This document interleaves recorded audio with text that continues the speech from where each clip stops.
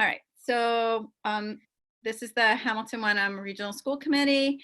We are sort of starting our meeting, Do we but need just three. And because we have just three, we'll be recessing until 7:15 when we will reconvene to interview the superintendent candidate, Phil Conrad. Does that sound good?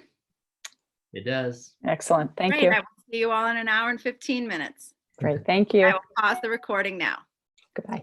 Do tonight is we're going to be interviewing you via Zoom.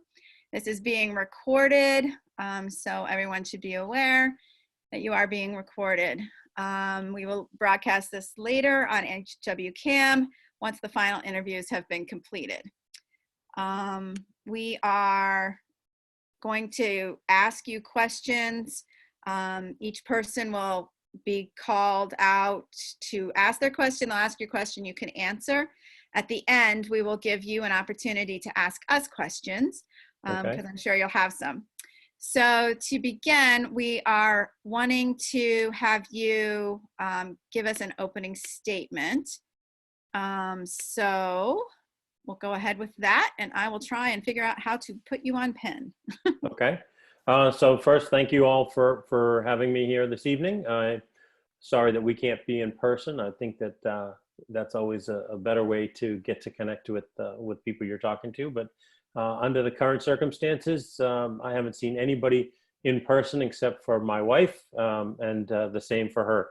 So we are sequestered just like everybody else, but thankfully at this point we're healthy. I hope all of you are, and I hope all your families are as well.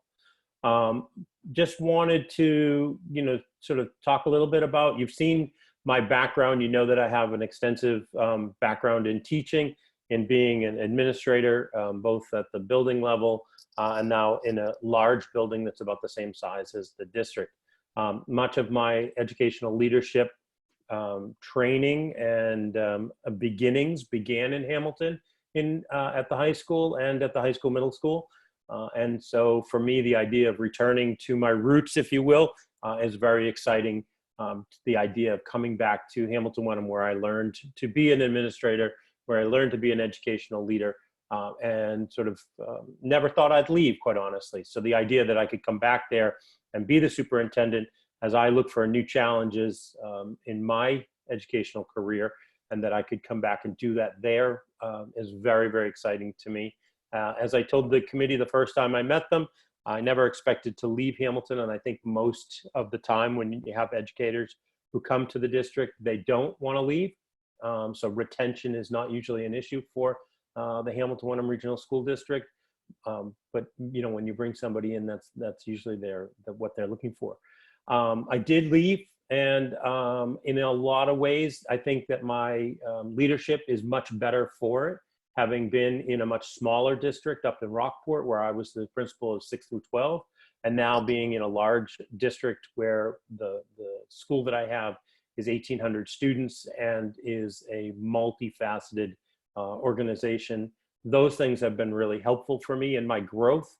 And so I think that leaving, although I never wanted to, was a good thing, but the idea of coming back now with all of these new skills would be very, very exciting. For me, I think that, the thing that ties all of my leadership together really is the idea that we do what's best for kids, that we do what we can to make sure that students always have a growth-oriented experience, so that they are learning and growing with adults who care about them academically, care about their social emotional growth, and really care about them gaining the future that they want to have, whether it's, however they want to see that future. I really think that that's what we want to do. I think that in Hamilton Wenham, it's very difficult, however, because you're balancing those needs with a budget situation where most of your tax money is coming from people's property taxes. And that's challenging, to say the least. And I think that that's where having some history in the district might be helpful, that I've already have some relationships, particularly with the legislators that are there, and some of the community members who no longer have kids in the district, that might be helpful for them to understand why what we're doing is important and why their support is so ultra important for what we're trying to do. But for me, it really comes down to what's the best thing for kids and how can we make that happen within the limitations that exist in the world currently. So I don't know if that's enough of a statement. You've all seen my resume, so you know the different stops that I've had along the way. But you know, obviously Hamilton Wenham was a big spot for me. Awesome. Thank you very much. So the first question comes from David Polito. So David, if you want to ask your question. Sure. Hey, Phil. Describe a program that you've developed, implemented, or worked on that created value for students while controlling rising costs. Sure. So you know, there's a number of them, David, that and I don't know which one will interest you the most. So let me describe a couple and see if there's one that you want to hear more about. One thing that we did was we changed our schedule from a semesterized block schedule to a year-long rotating schedule with personalization and advisories and also PLGs for the staff. So that was one big one. We have created a innovation lab using the design thinking theories to help our students to really create innovative programs, innovative opportunities in engineering and design. So we've done that. We've also instituted a capstone program, which is really an opportunity for a student to study something for a year long and create a passion project through research and in their own research. So they do secondary research, then they do original research, and they present that information in a TED style talk and also in a very long research paper. We've also been involved in creating a global endorsement. So our students take particular classes, they're involved in global type activities. A lot of them do travel, a lot of them do service, and that has been a program that has expanded. Capstone, Innovation Lab, and Global have not cost us any money. The new schedule did cost us, and I can get into that a little bit, but I don't know if any of those are things that you're excited to hear about, but all of them sort of started the same way. We had some ideas. We had to try to figure out how could we make it happen. We piloted it. We used some, in our case, some educational foundation money to seed it, to get it started, and then moved it into the budget if it had a budgetary impact. And if it didn't, we were able to do it without a budgetary impact. And that's really, those are some of the things that we've done. But I would have to say that I have a very innovative staff. And I think that one of my jobs is to make sure that they feel like they have the support to try something new and really go with it and see if we can make it work. And then if we can, scale it up so that everybody can be involved in it at all levels. Capstone, for example, started at 12th grade. Now it is 12, 8, and 5. So I don't know if there's anything more that you want to hear about any of those particular projects, but those are all the kinds of things that we've been working on in Andover, as well as a whole host of other things. But those are some of the ones that stand out that are in the school day. We also have ones that stand out outside of the school day, whether it's our quiz show team or a C-Perch team, our robotics teams, or our BioBuilder teams. The next question is actually supposed to be asked by Stacy Metternich. However, she's on her way back from picking up a daughter at University of Kentucky. So this is being recorded and will be shared with her so she can view it before selecting the candidates. Okay. So the question is, can you tell us about any experience you may have planning or renovating or rebuilding a school and athletic fields, or how you would approach the critical issues this brings? Sure. So I have been working with the facility committee, which is a townwide committee about the high school. We have submitted for 3 years running now a statement of interest for a renovation / new construction of the high school. And we have a great proposal, but for some other reasons we have not been accepted. So I've worked very closely on that, very hard to do that, including hosting a visit by MSBA just this past year. So that's something that I absolutely have familiarity with. I also was involved in getting the turf field replacement passed at town meeting. And this summer, we are going to replace the surface in our field house, which is a large rubber flooring system that has to be pulled out and put into. So I've worked on all of those in terms of getting proposals, bringing those proposals forward, making sure that they met the needs of the community, and then worked at town meeting to get them passed. Could you just elaborate a little bit on what you learned from the rejection of your SOIs and how you've improved them? Sure. So what I would say is that our SOI, our first one, really worked from the ones that had been done before, and they weren't as detailed. So the ones that we've worked up over the last few years have been extremely detailed. To the point where our SOI was so good that we got the visit from MSBA. And I'm just going to move this for a second. The glare off the light is bothering my eyes. So we had such a good SOI that we got a visit from MSBA. However, we're also engaged right now with MSBA for an elementary school. And what we're finding out, in all honesty, is that the MSBA really isn't interested in partnering with a community for two schools at the same time. And so our priority school is our elementary school, since it's already in design phase. And so we won't be getting our high school through MSBA. And so we are now we don't think we are, let's put it that way. We think that there's probably in the single digits in terms of the opportunity for us. However, we are going to put in the SOI one more time and see if we can't make it, happen.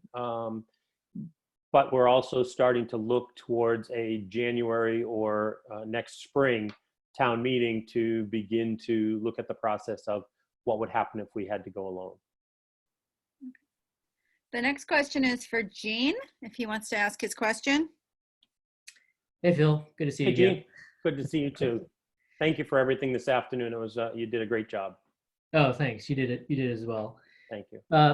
So the question is, how would you ascertain the public's perception of the school system? And the reality and perception often differ. So how would you address misperceptions if in your analysis it doesn't match reality? I think the way to do that, Gene, is to get out into the community, to go to the different meetings, to go to the different organizations, and to really hear what they think of the schools, to try to give them some real information about the schools and see if you can't bridge the gaps there. I think the other thing you can do is invite people into the schools so that they can actually see what goes on. They can see and learn from the kids as to what they're learning and how they're learning and what their needs are. I think those are extremely important things. I think when people hear from the kids, the kids are so articulate about what they need or what their learning lacks, that sometimes I think all we as adults do is get in the way a little bit of that. But I think really getting out into the community, making sure people understand, what the schools need, how they can be the best that we can possibly make them. Also understanding that, there are going to be limitations, obviously, because of the current funding situation, but really helping people to know actually what's going on in the schools, as opposed to maybe what they thought happened 10 years ago or what they think is going on, or even understanding, if somebody has the idea that the rankings are going down and so people are wasting our money or aren't spending it the way that they should, maybe helping them understand the rankings and the philosophical decisions sometimes that can go on behind the rankings, whether those rankings are accurate or not, and whether they portray the education that the kids are actually getting or not. Great. So I do want to let you know that Stacy Metternich has joined us by phone, so she's listening in now. And the next question is to Michelle Horgan. There we go. Before I ask my question, could I just ask a follow-up to Dave's? Is that okay if I go a little rogue? You're okay with that? It's okay with me. I'm not. You're not going to get in trouble with me. I would make sure it's all right with everybody else. But yeah, you're fine. Okay, great. So the innovative programs you talked about, the Capstone, Innovative Lab, Global Learning, Andover's, 1,800 students Yep. versus our 550 students. You did teach at Rockport. Do you see, that a district would be able to be as innovative as a bigger school, a bigger You'll district as have to Andover? repeat it because you cut out there in the middle just a teeny bit. Sorry. Okay. Do you see a smaller district as Hamilton Wenham being able to implement an innovative program, as innovative programs as you have at Andover, being a larger school and a larger district? Yes, absolutely, I do, because I think that what you're not going to try to bring in all of the things that we're doing in Andover into Hamilton Wenham. I think what we're going to try to do is see where the innovation is already, where it is, where it's ripe for it. So, for example, in Rockport, they have an incredible astronomy program. The students who take the astronomy classes, they're going to build a telescope as well. So that's a program that they're innovative about. They have a garden program that they're innovative about. They have a lot of programs that are community-based there, that are, it's a small community, but they're passionate about those things. So the question is, what are we passionate about, and can we innovate in those passion areas? We have a great band, we have a great chorus. Are there things that we can do to innovate in those areas that we, that are already beginning to happen? Can we add some of those things that we do at Andover, or some of those similar things? Yeah, because we could bring in design thinking. And if we brought in design thinking, I'm not sure where that would go, what direction that would go. Would it go to the innovation lab? Would it go to an engineering program? Would it go someplace else? But we can bring in the thinking that is behind some of this innovation, and then see what it sprouts in our own district with our own interests and where we want to go as a community or pair of communities. Great. Thank you. Thank you. You're welcome. All right. So my question is, can you tell us about a time that you had to ask for help and how it helped you grow as an educator? Sure. So one of the things that I do all the time is I ask for help. I think that we as administrators or as educational leaders really need to make sure that we ask for help all the time. So when I work with my assistant principals on issues, I'm always asking them, what do you think? Is this going to work? What if we do this? What's the end game? So asking for help is something that I do a lot. It's something that, the idea of coming back again to the Cape Ann League, where I know a lot of the other administrators, both building and district administrators, and being able to ask them for help, that's something that I think I would do almost naturally, because just because it makes sense to me doesn't mean it necessarily is completely thought out, or that there aren't different spots where somebody say, oh, what about this? What about that? And always asking for help, I think it just is a strength, not a weakness. And, I would say one of the best places that's sort of come to life is really with my, what I would call my instructional leadership team, which is all of the district's K through 12 or 6 through 12 program coordinators who are academically oriented. We did a book group in that team of Brene Brown's Dare to Lead. And I think that was really, really helpful for us, because it helped us to really see ourselves as leaders, but to see the importance of working together and asking for help and being vulnerable to say, I'm not sure that this is going to work. I'm not sure this is the best idea.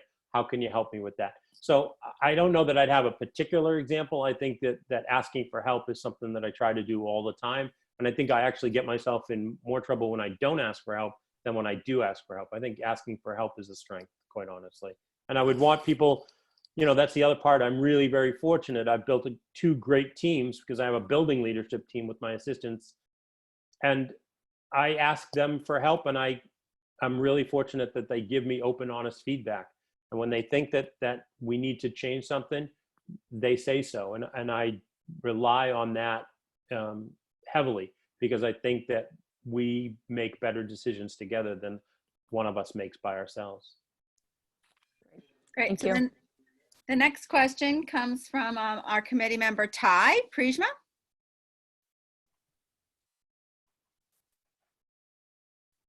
So he'll need to unmute himself.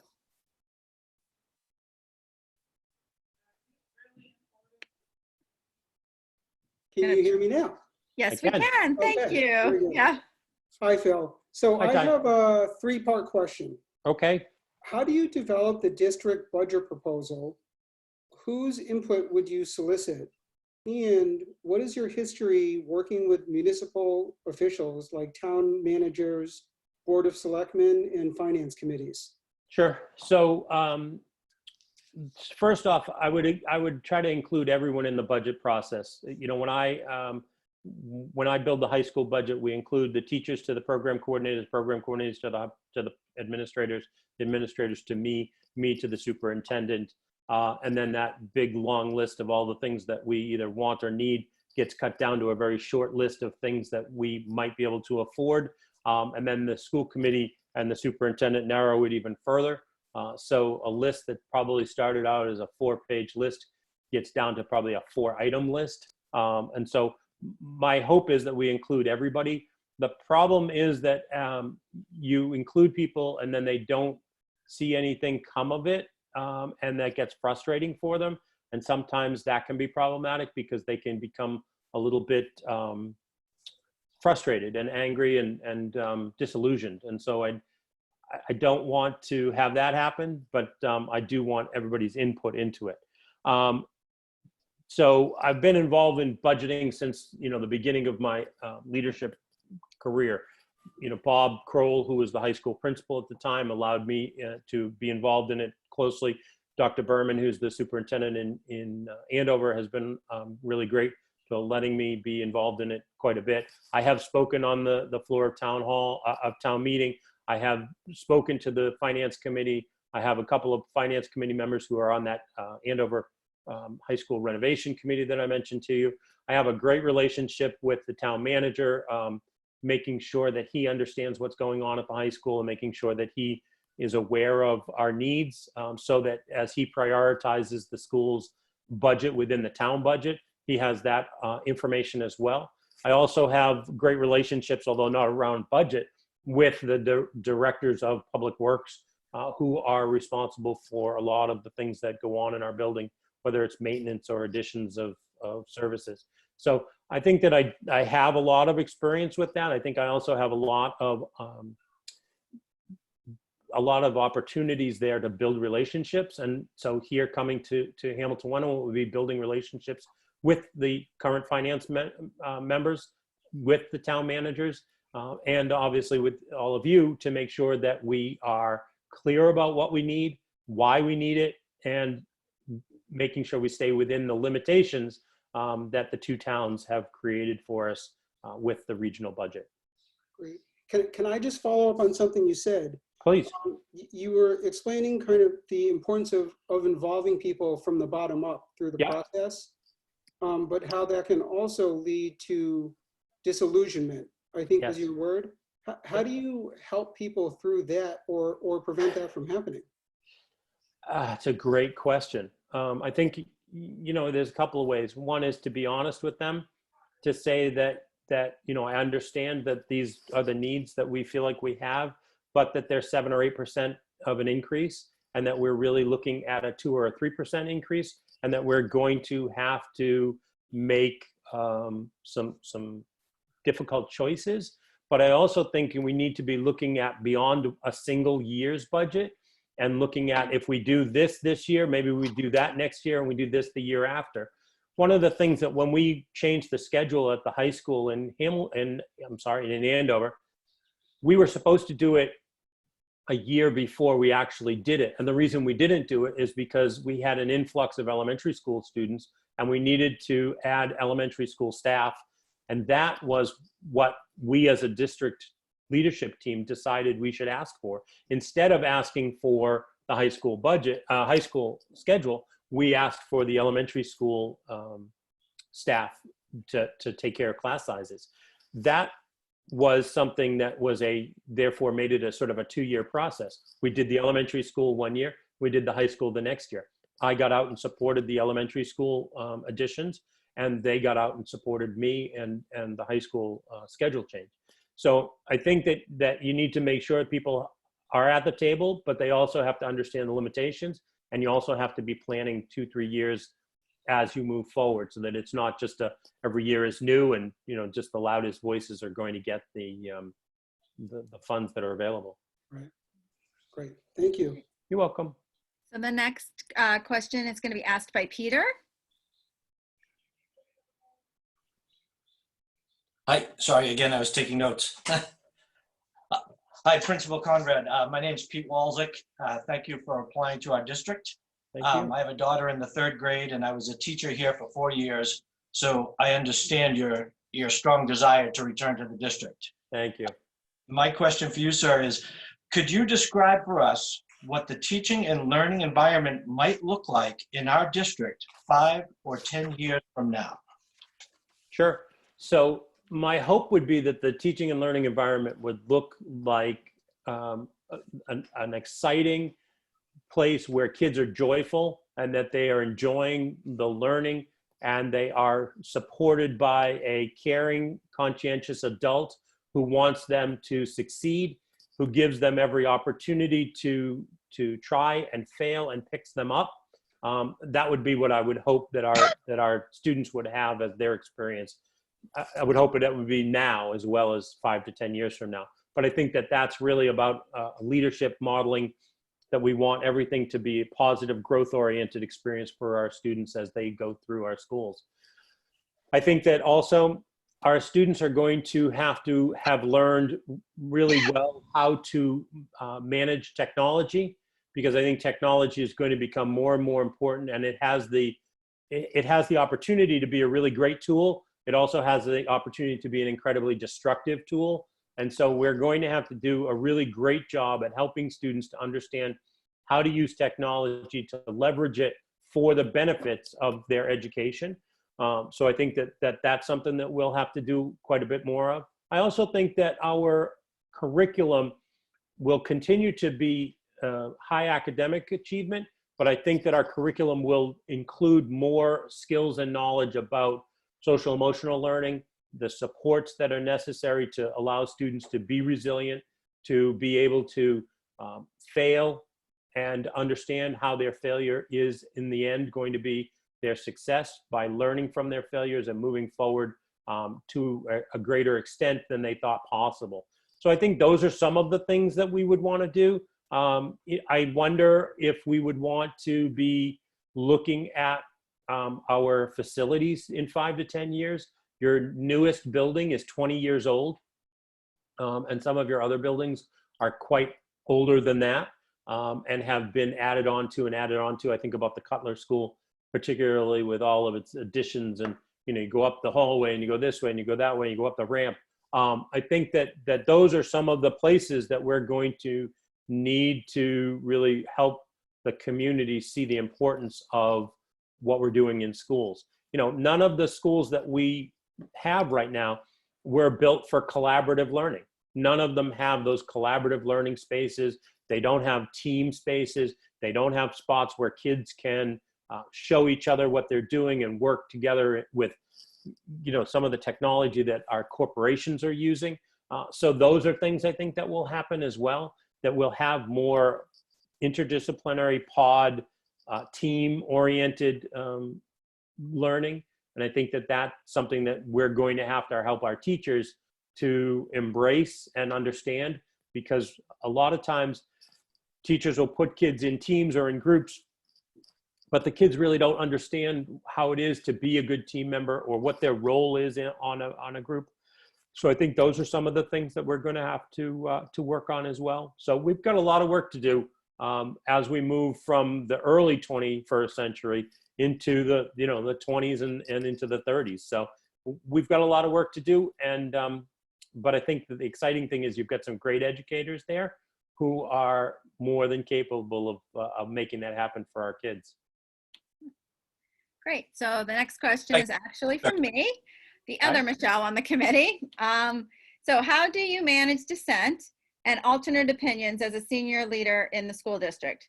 And can you give us an example of when you have changed your mind on something? Oh, sure. So again, I go back to my teams that I have. We we talk about things and we sort of we hash things out and we make decisions about things as a team. I change my mind just as often as they do. You know, I can think about situations with students where we'll have an issue, and the assistant principal maybe says, you know, we need to do this, and we talk it out. And I say, well, what about this? And what about that? And we go back to one or the other decision. Dissent, if it's, so I think there's a couple of things about dissent.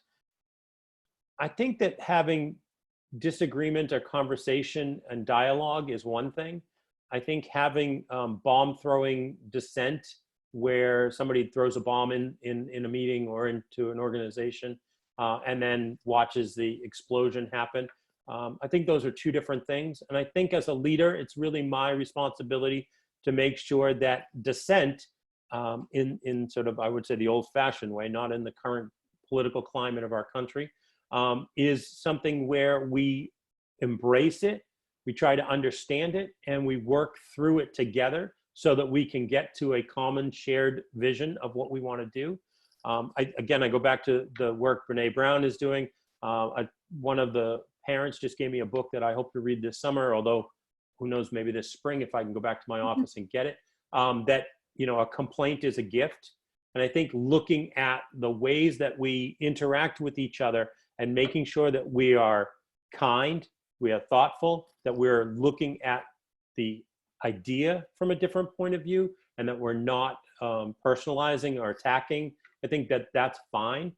I don't have any problem with dissent. I think it's a healthy opportunity. And I can't think of a particular example, Michelle, but I know that in all of my teams, whether it's in my building team or my leadership team with the program coordinators, there's been plenty of times when I've said, okay, let's do this. And as we talk about it, it's clear to me that whatever this was really isn't as good an idea as I maybe thought it was when I came into the meeting. So plenty of places where I've said, let's do this, you know, sort of sometimes as an action-oriented person, you want to jump in. I think what I've learned is that the more I can sort of back up and say, hey, what do you think of this idea? And then get some people together who want to work on whatever that idea is always a better way to go about it. So, you know, we, excuse me, we were just working on a second open house for us. We used to have, as I said, a semesterized schedule. So we had 2 open houses because we needed them, because the students had new classes. We don't need that anymore, but we have it. So the question was, what can we do with it? So we put out some surveys to the faculty. We got some ideas. We got a faculty team together with myself and a couple of other administrators, and we started to work it. And we came up with a really cool idea for our celebration of learning that would have been a week from now. That's obviously not going to happen. But it was a really great opportunity to grow together. And then when we presented it to the faculty, they were like, yeah, this is great, because there was buy-in by their colleagues, because they had been able to talk to their colleagues ahead of time about it. So I think that's what I've learned, is that the more people you can get at the ground level as you build up, the better off you are. So hopefully that answers your question. Sure, sounds good. Thank So we have another question from Ty. Okay. Hi. What role do you see a superintendent playing in developing a district culture? And what would your ideal culture look like? So I think that the superintendent is a key person in building a culture, Ty. I think that you model the behaviors, you model the expectations, you model what you're looking for in all of the other educators in the district. So I think that the superintendent plays a key role in that. I think that for me, the culture that I'm looking for, and anytime a student comes to me and says, this hasn't been my experience, it hurts me, because I want everybody to have growth-oriented experiences. I want them to be able to have differences, opinions, or whatever it is, but I want them to respect that, and I want them to try to build together forward from that. So every time I've had disagreements with a different group or whatever, I try really hard to build towards them, as opposed to just sort of saying this is the way it's going to be. So I would say being collaborative in that is really, really important. Being kind is really, really important. Being thoughtful is really important. You know, one of the things that I remember about being the assistant principal, I can remember when kids would leave my office and thank me, even though we had just gotten detentions or something else, because it was really not about the punishment as much as it was about helping them to understand their behavior and make changes in their behavior so that they could go back into whatever setting it was that they were in and really make amends with whether it's a teacher or a peer, so that they could rebuild that relationship. And I think that that's a particularly important thing for students to know how to do. I think it's an important thing for us as adults to know how to do. Great. Now we have a question from Jean. All right. What role do you believe the staff should play in decision-making for the district? And then from your experience, what is the most effective way to involve your staff in the decision-making process? I guess it would depend, Jean, on what kind of decision-making we were talking about. I think that there are lots of things that people in the district can be involved in, should be involved in terms of the staff. I think that there are points when that staff description kind of narrows. So whether it's a budgetary thing and you're just talking your upper, excuse me, upper district leadership team. But if you're talking about, innovative teaching and learning, you want to involve the staff in that. If you're talking about, like we used to have in the district when I was there, we created a learn portfolio. If you wanted to do that, that would be something that you would do with your faculty and the buildings. We've been involved in creating a culture committee throughout the entire district that includes all of the different staff members. So that's something that I think is really important. We've been working a lot on our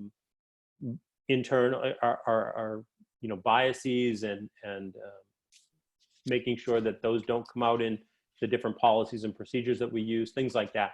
So I think that that's really an important piece of it. And I think that each decision-making sort of challenge will have different staff members, could have different staff members involved. And I think it will depend on what they are as to what group of faculty or staff you would involve with that decision-making.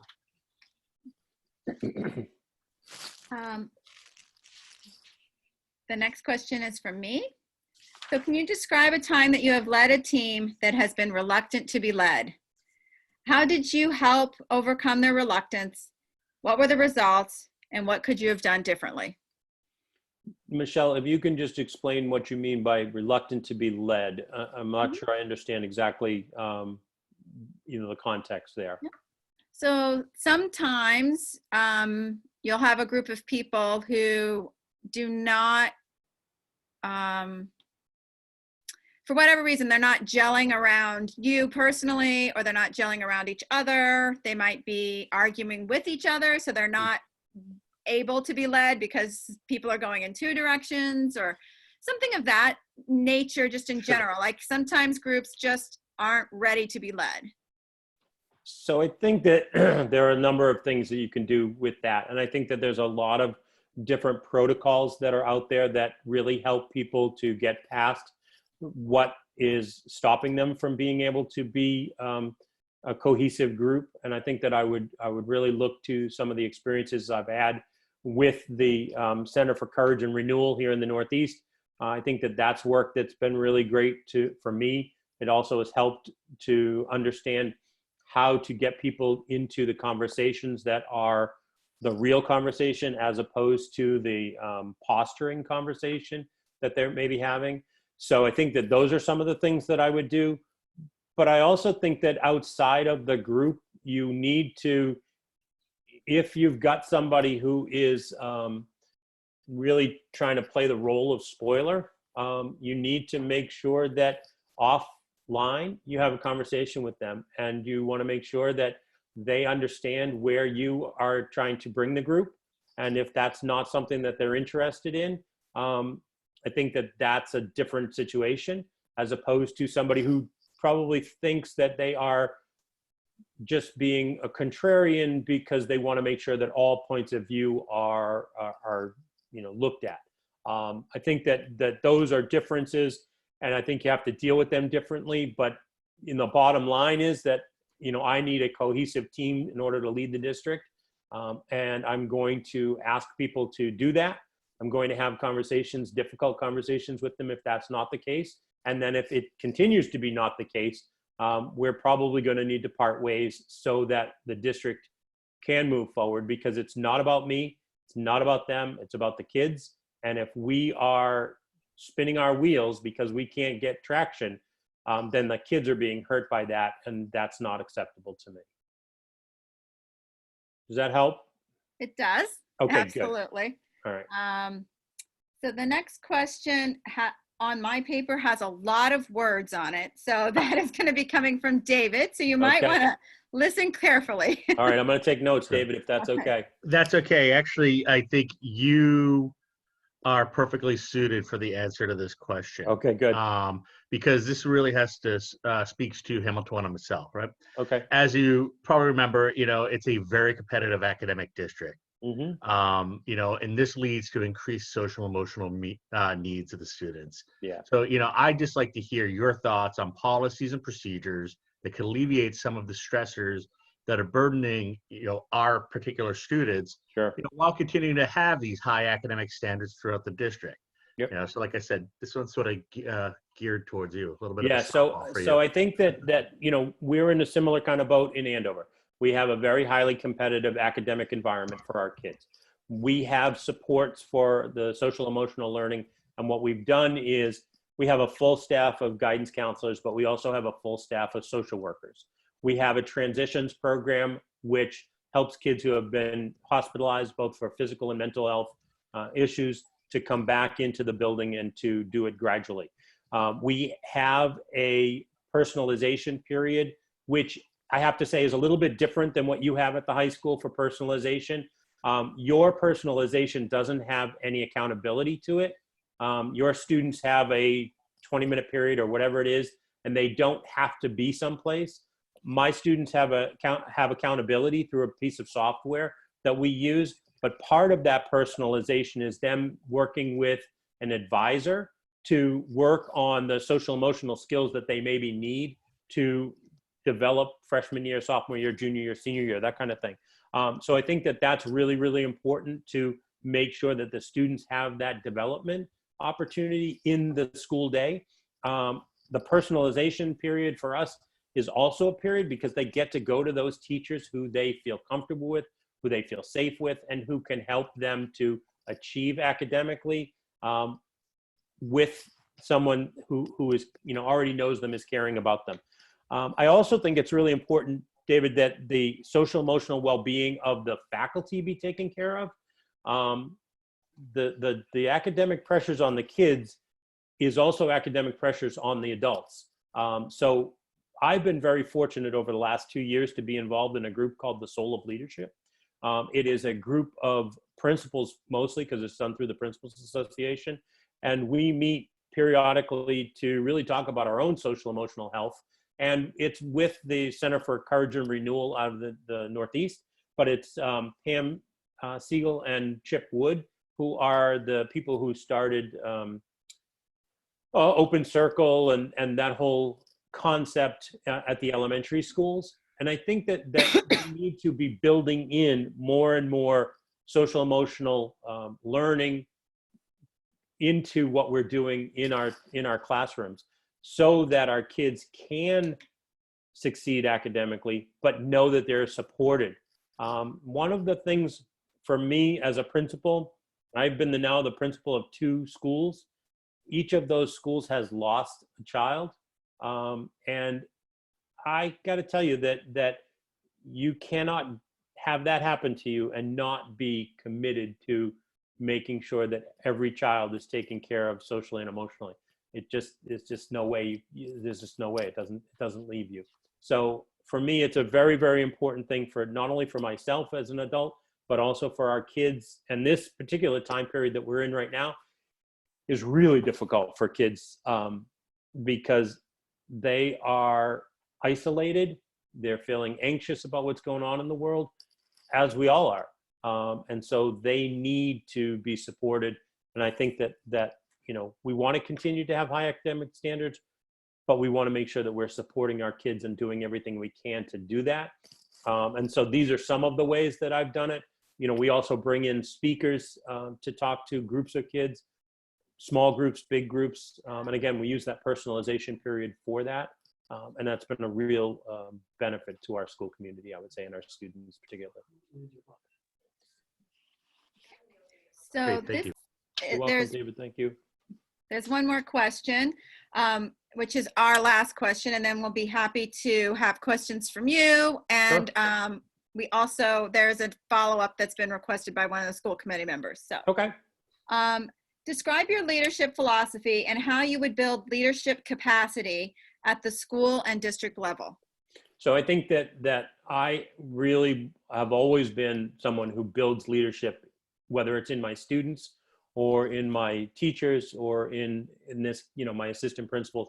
I think that we as leaders, part of our job is to make sure that we give people leadership opportunities and we put them in the right place to succeed. I love the ideas that Coach Belichick always talks about, putting somebody in the right situation to succeed. I think that's important for us as leaders. And I try to give my leaders, whether they're assistant principals or program coordinators, the opportunities to lead with some guidance. And if, they come in and see me and want to talk about, I'm thinking about doing this, it's really my obligation to say, have you thought about that? Have you thought about this? What happens if it goes this way? What happens if it goes that way?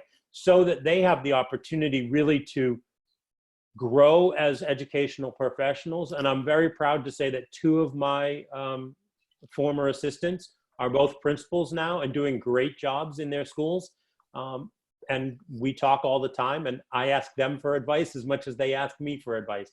And that's really the job, at the end of the day, is to make sure that you have people coming up behind you who can take on these new roles. That I would never be able to do what I'm doing if people hadn't helped me to develop my leadership skills, whether, at Hamilton Wenham, at Rockport, in Andover, or at the Principals Association, where I'm a pretty important, pretty active person. I don't mean to say important because I am not, but that I think that's really part of the job. I like when people step up from within.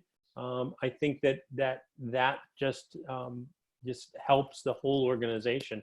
And having had that opportunity, going from department head to assistant principal to associate principal, people saw my leadership, gave me opportunities, helped me when I fell, and picked me back up. And here I am now because of that.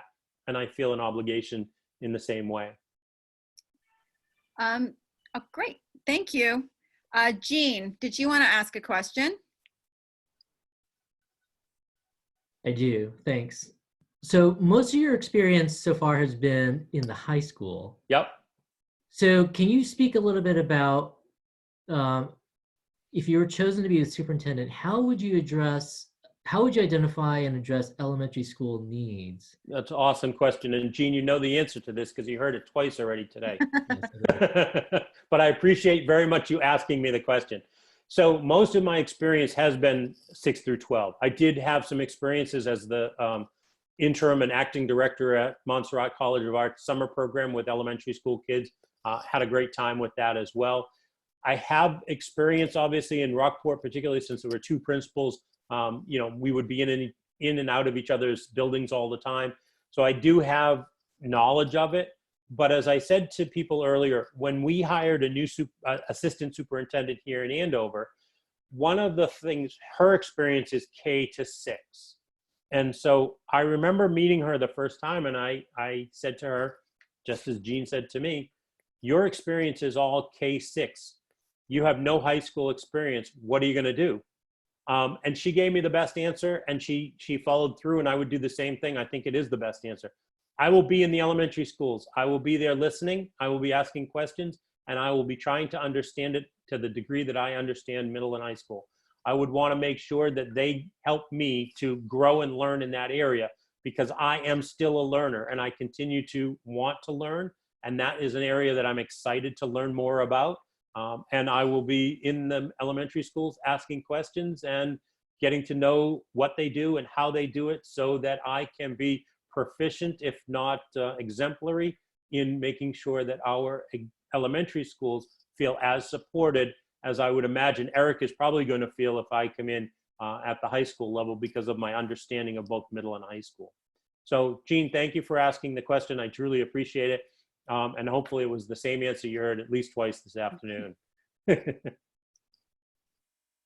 Are there any other committee members that want to ask a follow-up? Let me unmute. Hi there. You mentioned twice the Center for Courage and Renewal. Yes. Would you mind just explaining a little bit what that is and how you see that as affecting your role as a Absolutely, happy to do teacher? it. So actually, tomorrow morning at 7:30, I'll be on my bi-monthly Zoom call with my cohort of people.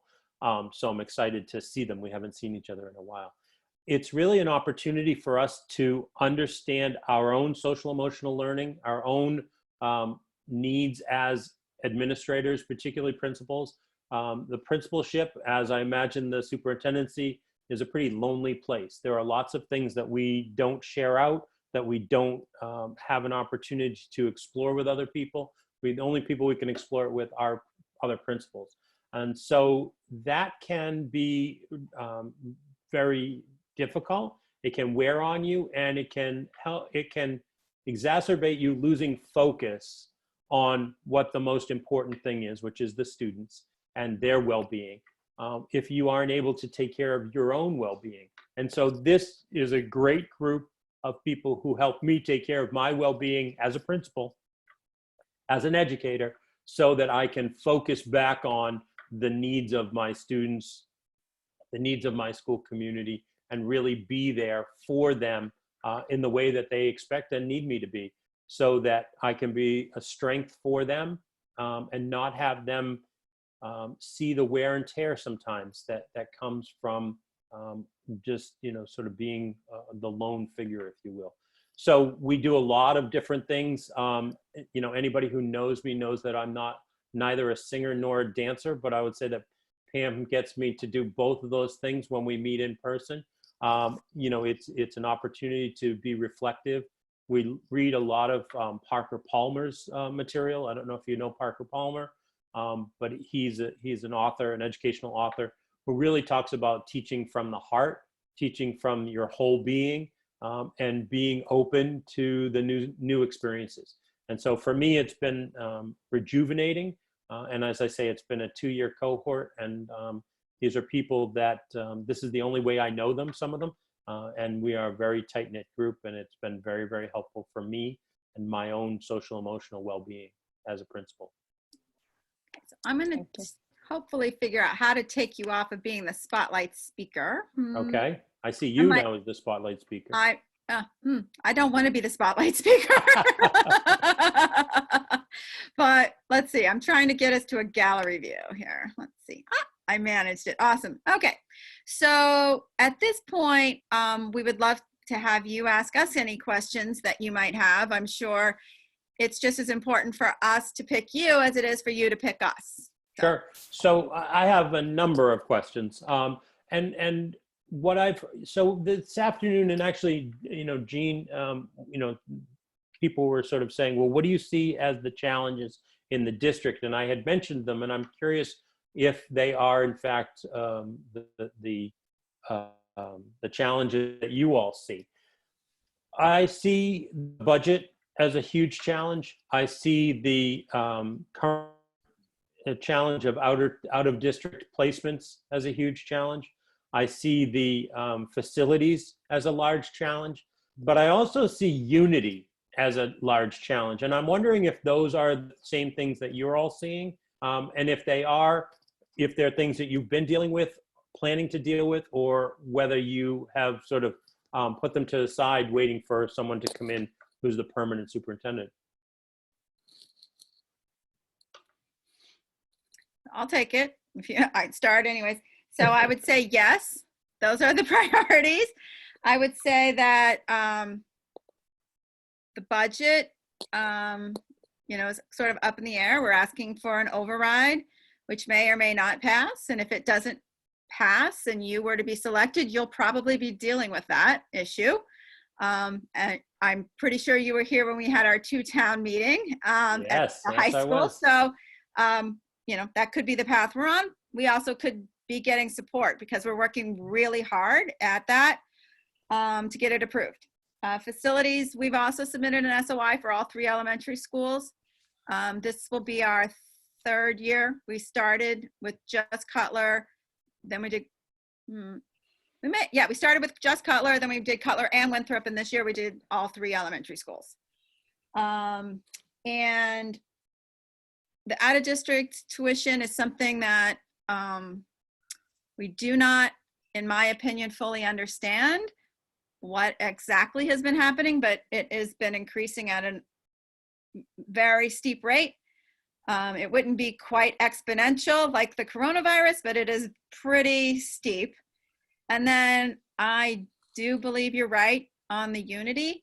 The school committee themselves has been working on that issue throughout the year with our consultant, Dorothy Presser. We've had several really meaningful discussions around who we are as people and how each of us can contribute.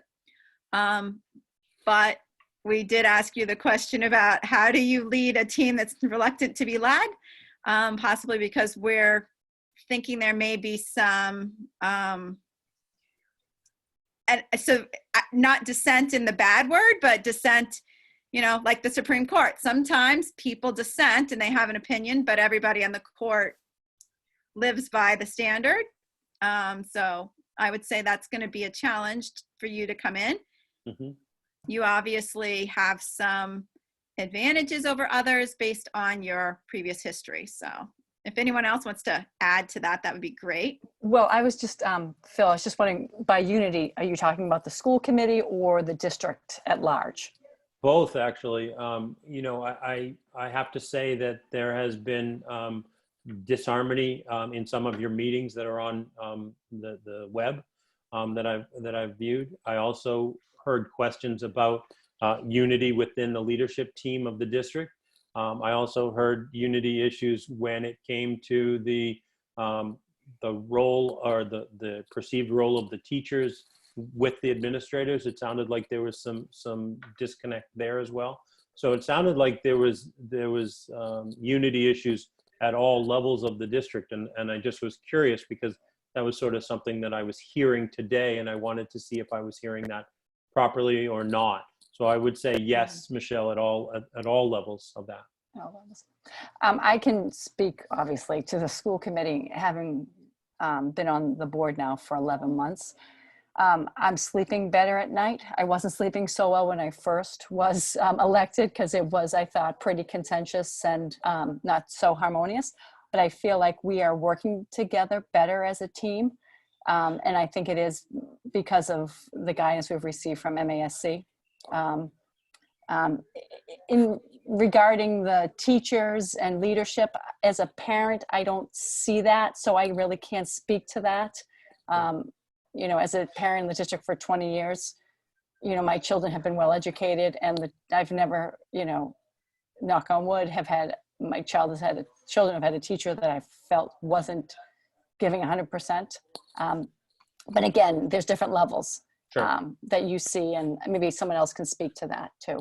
Right. Thank you so much. I appreciate the clarification. So yeah, I'll touch it for one last part. I think one thing that's sort of often got misconstrued with this board in particular was the fact that we all had really similar visions on where we wanted the district to go. The argument was sort of on how to get there. And so I think that got misconstrued a lot. But as far as the district team goes, and this is what I said the other in the interview with Mary Beth the other day, and I think it's only fair to say to you and to Dan tomorrow night, is that you're taking over somebody else's team. This team was put together by another superintendent. who had a very distinct personality, very distinct management style, and the leadership team, you know, and those underneath, you know, were all put together by that person. Save, well, actually, there's a few in the front office that were just put in this past year. But you know, like that's tough, you know. So I think at that point, you know, they're nervous. They're nervous about who's going to come in and start, you know, steering the ship. And you know, so there is going to be some people that just don't gel with whatever, you know, the management style of whomever walks through that door. So you know, it's not that we don't have the very best teachers and the very best administrators. It is just the, you know, family dynamic of getting them all together and sort of who is in that, you know, patriarchal, matriarchal, you know, sort of position to lead them all. You know, and that's sort of where, again, everyone, you know, necessarily kind of wants to get to the same place. There just might be some, you know, disagreement on how to get there. Gotcha. I like that analogy, David. I think that in a small, you know, sometimes in a small place, you know, you really do become family, and you know, you probably rub each other the wrong way more quickly because there's just the two of you or the four of you, whatever it is, you know. So I think that can definitely happen. Whereas in a larger place, it takes a little bit longer to have those rubs, you know, create the friction that they can in a smaller relationship. So I appreciate that analogy. I think that's really well said. So speaking about leadership and, you know, big teams and personalities, what is it about you that makes people want to follow you? Ty, that's a great question. And I hope that when you had the opportunity to talk to those people who do follow me, you were able to ask them that question, because you know, it's so answering that question seems self-serving and egotistical to me. So if we pretend for a minute it's not. yeah, I know, right? What did you say? As long It's as a job interview, it's okay. right, I know. This is the But only hopefully, and I truly mean it. Hopefully, you did get you know, that answer from the people that do lead, that are led.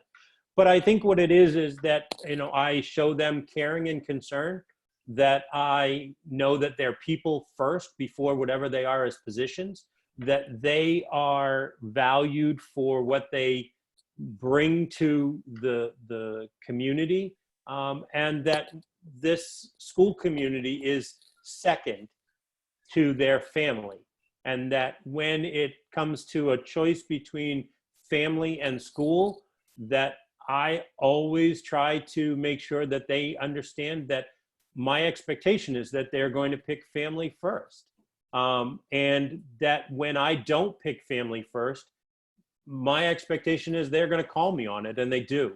So I think that just treating people carefully and kindly, working with them to make sure that they understand that I value them of who they are first and what they bring to the team second, and that I look out for them before I look out for us as a entity. I think that that's probably the bottom line for that. I think that my students would say that. I think that my assistant principals would say that. You know, I'm interested in their growth as much as I'm interested in my own.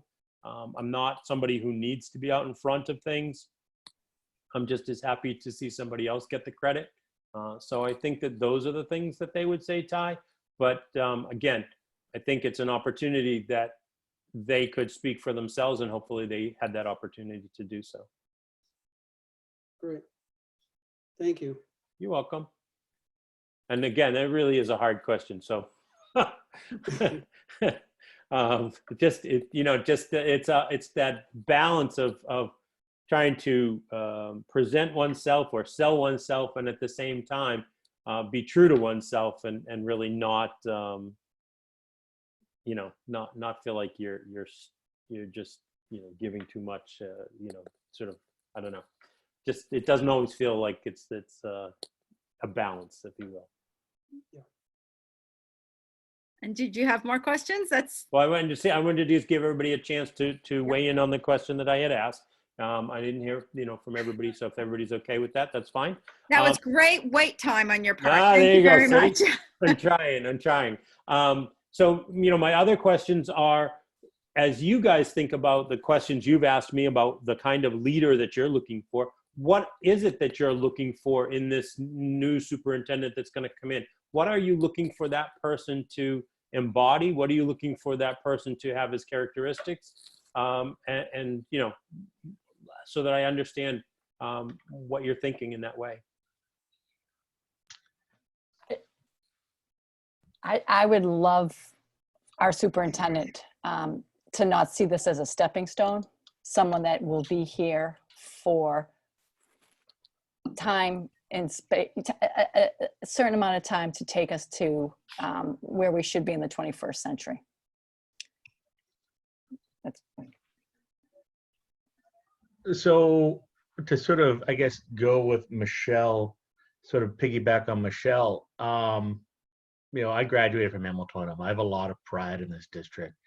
We are a high achieving district, and I don't think Hamilton is a stepping stone for anybody. And, I wouldn't want anyone to come in, like Michelle, using it as such.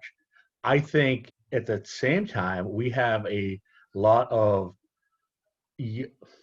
new administrative, we have a lot of new administrators. We have two, one brand new building principal, elementary principal this year. One we hired last year at Bucher. Let's see, the head of HR is new. The head of facilities is new. The assistant superintendent of finance is finishing their first year. What I'm looking for in a superintendent is someone who can come in and actually lead that team. I think we have a really, really solid base of, a good mixture of young administrators, and then people who've been in the district long enough to sort of help us along with the culture that has been, but someone who can lead that crew and then create, what the district really looks like for the next 10 years, and really supporting all of our new administrators within the district. So I think that we're in a precarious time where we have this great opportunity for growth right now, with all the turmoil, with all the new, with everything going on, like literally today, everything we've had to figure out last week, right? We had so many holes punched in our armor, is one thing I keep saying, and like realizing like sort of some weak spots within the district that would not have come to light had these circumstances not happened. So I think this is an opportunity for growth in who's going to lead our, district to, through the next 10 years, and sort of utilize this opportunity for growth, in this team that we have in place. So that, that's what I'm looking for. Great. Thank you. Yep. I appreciate that, David. And I'll say- I know that you worked here when Marinelle McGrath worked here. Yep. And I don't even know, maybe you worked here when Pat Alger worked here for a little bit? I did not work for Okay. Pat Alger, unfortunately. I worked for administrators who did, and Okay. who loved her. I did not, unfortunately, get a chance to work for Pat. My first superintendent in Hamilton Wenham was Dennis DeSalvo. Yep. Okay. So, So I just felt like when Marinelle was here, I knew what the district vision was. We were teaching the whole child. mhm. And I just don't feel like we've had that since she left. Like if someone asked me, what's the vision? I couldn't really explain that to you other than that we now have iPads at the high school. Like, I don't really know what our vision is. And I think that we need someone who's going to come in and help us help us, the community, and us, the staff and the leadership, sort of Sure. come together to what it is that we actually want to be passionate about. Because I don't think we know what we're passionate about. We're passionate about a lot of things, but we're not passionate about something yet. And Right. so, I think that, and I think that's a really, really important thing. When I was very fortunate. I actually did my internship for the superintendent's license under Dr. McGrath. And I worked with her on the whole child initiative that you're talking about, Michelle. So I recall it quite vividly. And it really was a great opportunity for us to define what we were trying to do. And, you know, she is someone that I have certainly kept in touch with throughout the years and who has been a mentor to me. And I think, you know, she really did work hard to make sure that everybody understood what the district was going to do, how it was going to do it. And I think that she built a lot of collaborative teams in order to do that. It wasn't as if she pulled something out of her hat and said, this is what we're going to do. I think she built a lot of collaborative teams to do that. And I think that's an important piece of leadership, is bringing those people together so that they can create together what Hamilton, what Wenham, what the school district, what the staff really wants for their school to be moving forward, as David said, into the next, you know, 5 to 10 years, whatever it is. So this is how I would answer your question, Phil, which is that the superintendent of the district is the CEO of a $40 million organization. So I tend to think pretty practically and operationally, right? So I think the expectation, if I were to continue on the school committee, I think my expectation would be that the next superintendent, in addition to being a good and strong educational leader, really needs to be technically competent and very politically savvy in a lot of different aspects that a lot of people don't really ever have to engage in before they get to that top spot, right? It's a very different skill set, I think, to be the superintendent in a governmental entity than it is to be a lot of other things, and probably even a school building leader. You know, I never rose to that level. I was just a classroom teacher, but because, you know, it's a regional district, first of all, so you're a separate governmental entity, right? It's in a regional environment, so you have to deal with two towns and the politics of the two towns, and the politics of the two towns with limited resources. And that scarcity mindset is pervasive, and it creeps in, and it really is debilitating to everybody. And with no sort of, you know, I don't want to make it a doom and gloom kind of situation, but in the scenario that we have now, just for the two towns, where we are completely reliant, or, you know, 89% reliant on residential taxes to support both town services as well as school services, there really isn't a lot of relief. So then it demands that the CEO really be politically savvy and also very technically competent in sort of bridging the regulatory environment, in addition to the educational regulatory environment, like the other state laws around municipal funding, around, you know, it's not really town and gown, but, you know, the sort of, you know, school side, town side politics. And so my expectation for a superintendent would be, again, not just being the strong educational leader, but being able to bring all that energy, that knowledge, that the experience of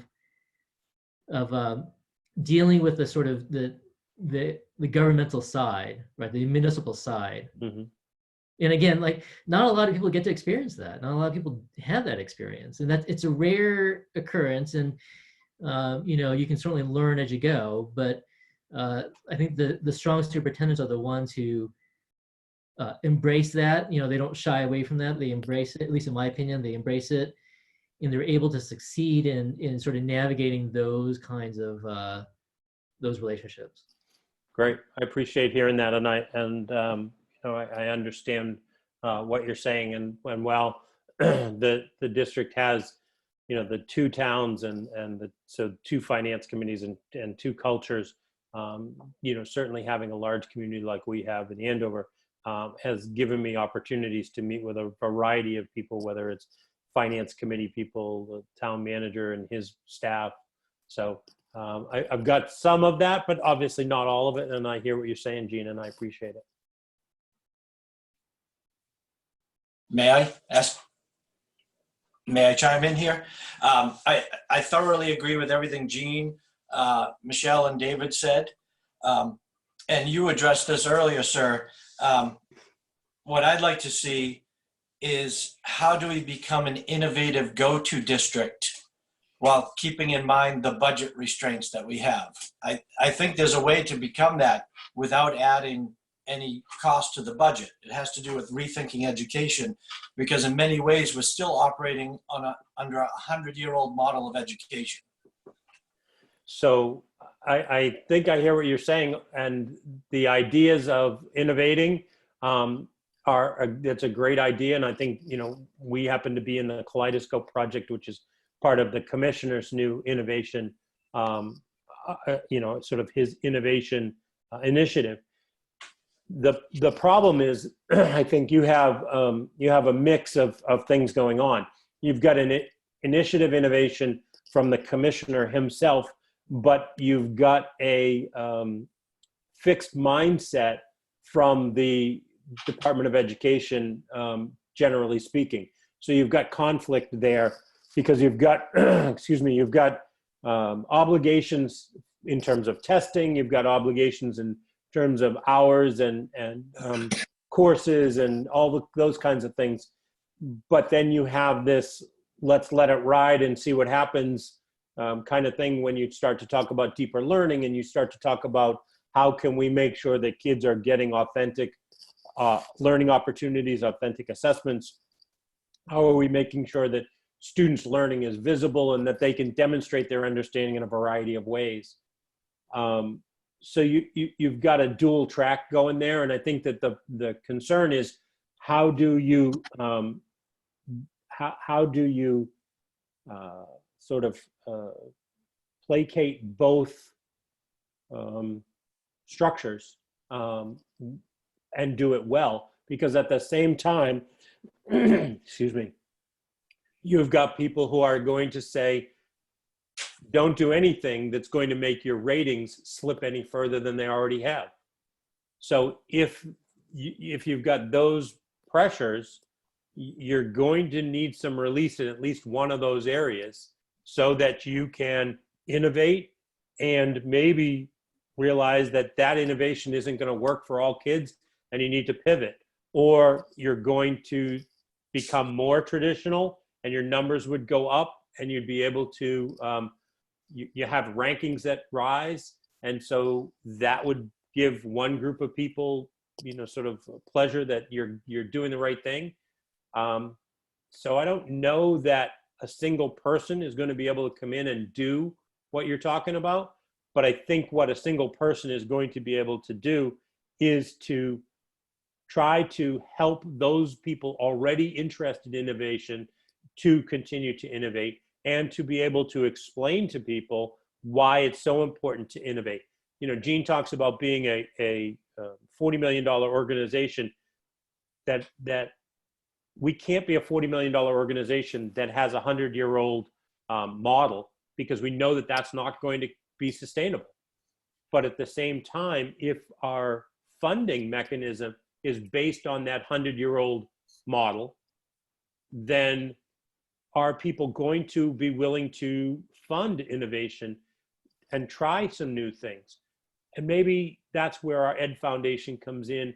Maybe they can help us to seed money for some things, and we can pilot some things and show people that they're actually working, and then move it into the budget in a step process where we really work with community members so that they understand what we're trying to do, why we're trying to do it, and how we'll know if we're successful or not. And it might not be MCAS scores.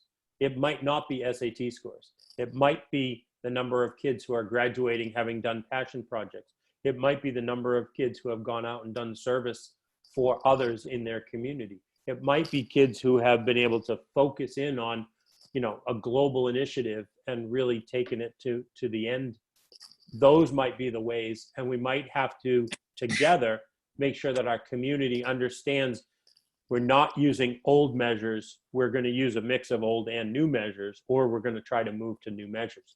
But that's a really interesting challenge, because it has so many different parts to it, and I'm interested to hear more about that.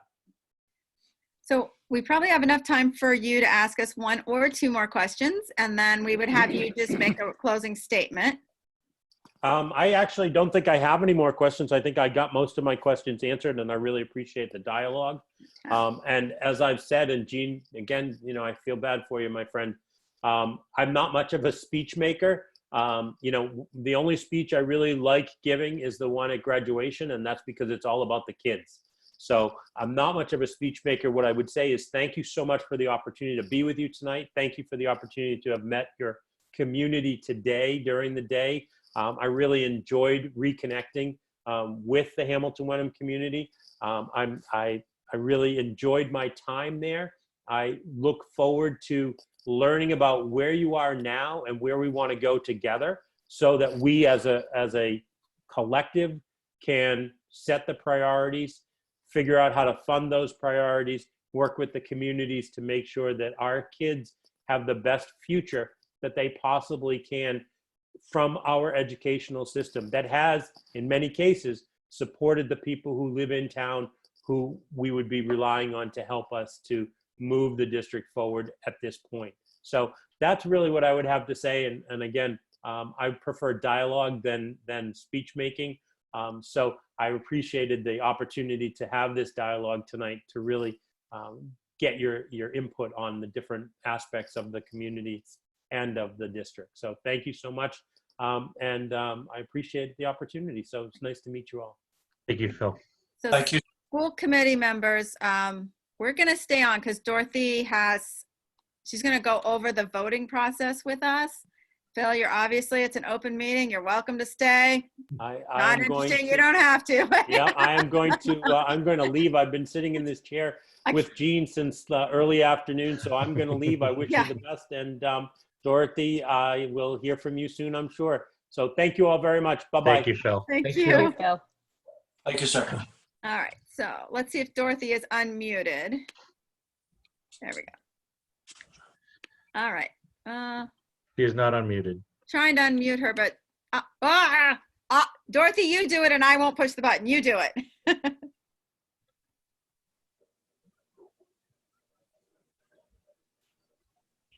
I thought international travel was not allowed. Where's the professor? Switzerland? Dorothy, can you hear us? She can't unmute herself though. Okay, now can you hear? Yeah, there she goes. Okay, I am unmuted. Thank you. Awesome. And it was, by the way, it is Norway. Oh, awesome. Perfect. To answer your question. So I sent earlier a document about voting, which gives you a couple of choices. And you may just decide, the way we did it before worked. We're just going to stick with the way we did it before. In terms of having the discussion and then voting by, someone making a motion to appoint a particular person, or whether you kind of have people go down the row and say, I would like this person, and go down the row that way. So I don't sort of start off saying, is there a preference, or do you feel like you have a pattern that you've already fallen into and you don't want to change?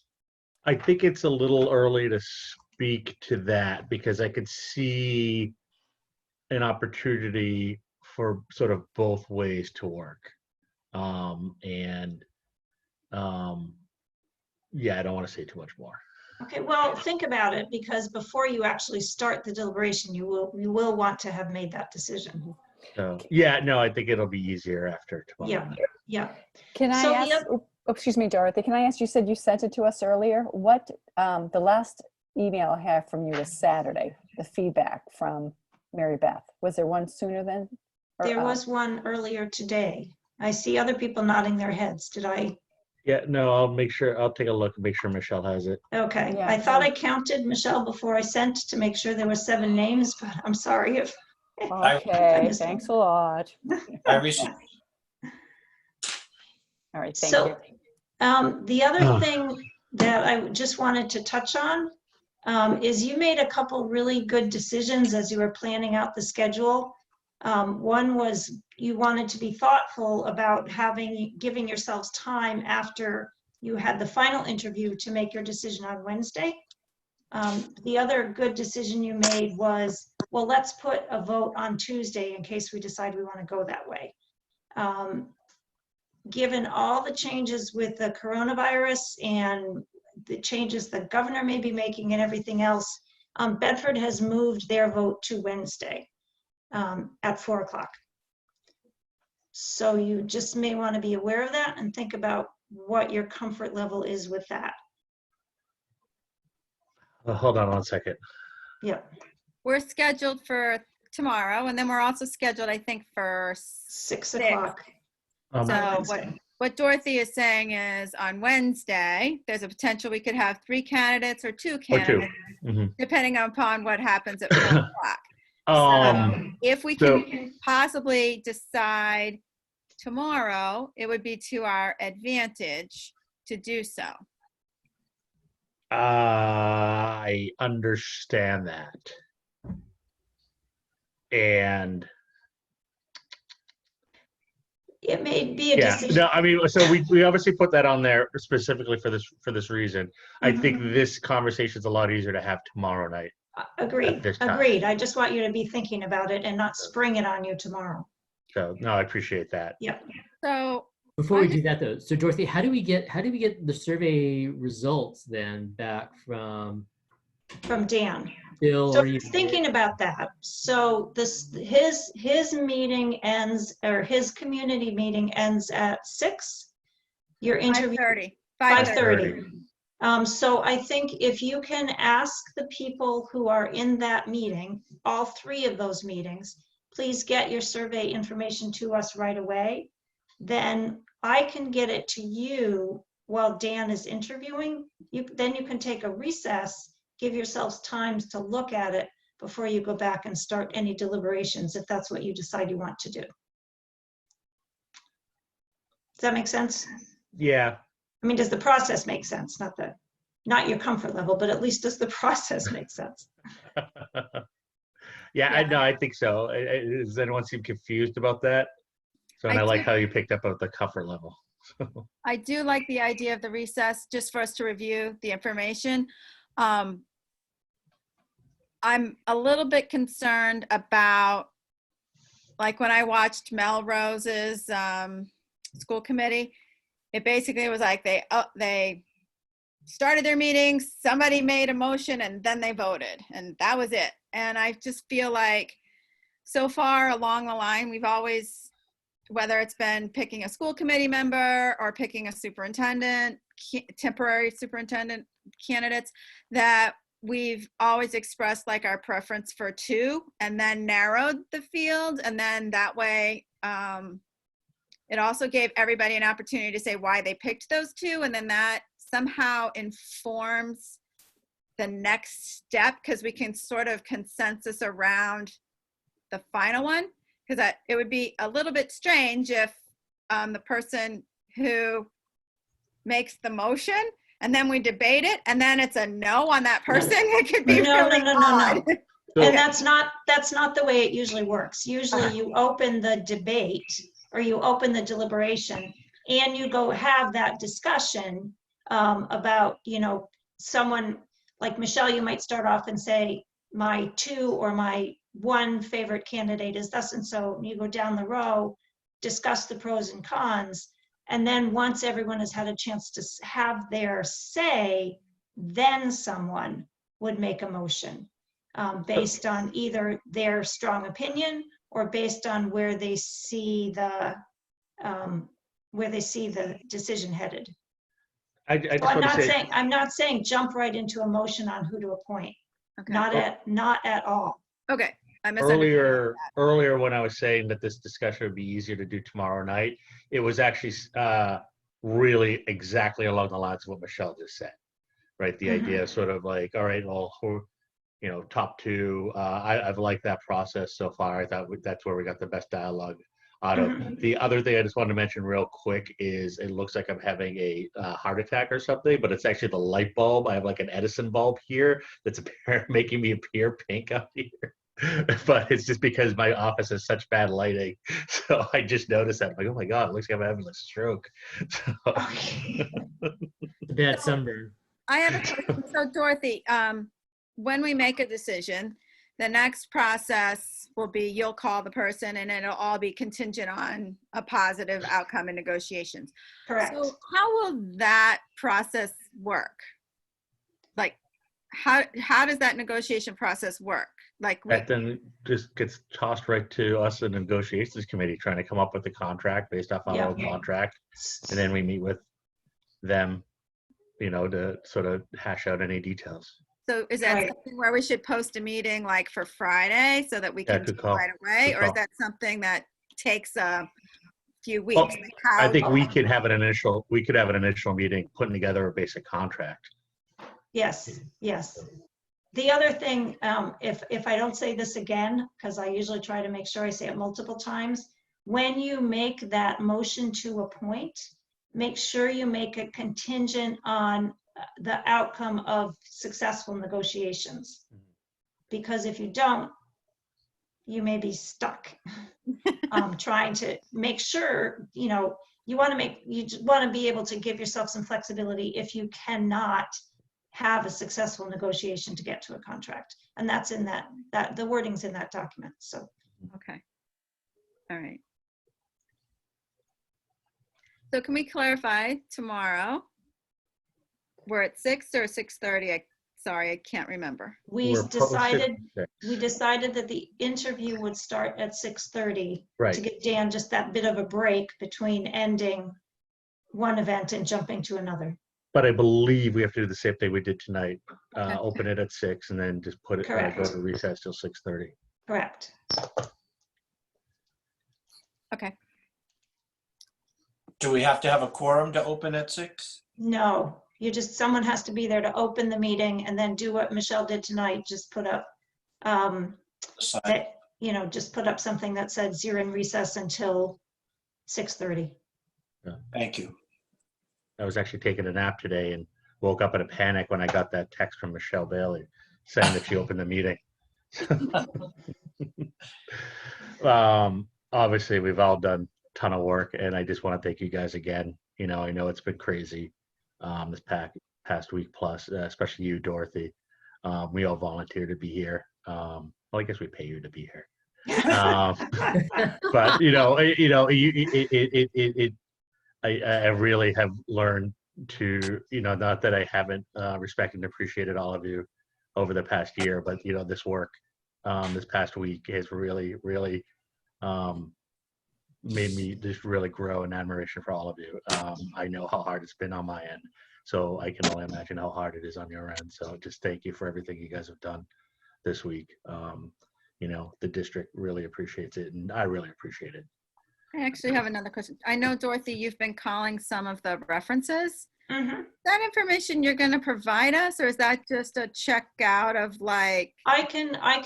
Tomorrow night I can summarize what it is. I just have to, I've been working on, I haven't had a 100% hit rate in getting to all the references. And I think that we just have to understand that these are extraordinary times. Yeah, and absolutely. so that may be the case. So Vinny is I hosting the Go ahead. meetings tomorrow. So Vinny is hosting the meetings tomorrow. Is there anything that he needs to know in the run up to the school committee meeting? I would just ask him to say something about if people want to provide feedback, please do it right away. Okay.